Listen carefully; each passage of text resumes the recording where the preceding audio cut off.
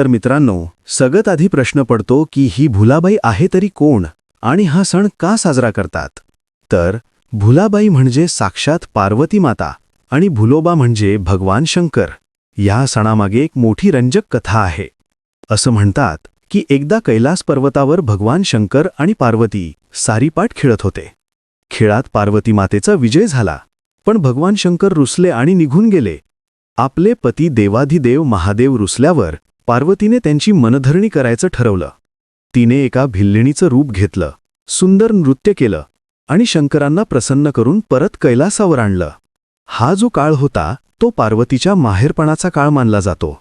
ह्याच काळात भाद्रपद पौर्णिमेपासून ते कोजागिरी पौर्णिमेपर्यंत पार्वती माता पृथ्वीवर आपल्या माहेरी म्हणजेच आपल्या भक्तांच्या घरी पाहुणचारासाठी येते आणि याच स्वागताचा उत्सव म्हणजे भुलाबाई. विदर्भ आणि खानदेशात याला भुलाबाई म्हणतात, तर मराठवाडा आणि पश्चिम महाराष्ट्रात हाच सण भोंडला किंवा हादगा म्हणून ओळखला जातो.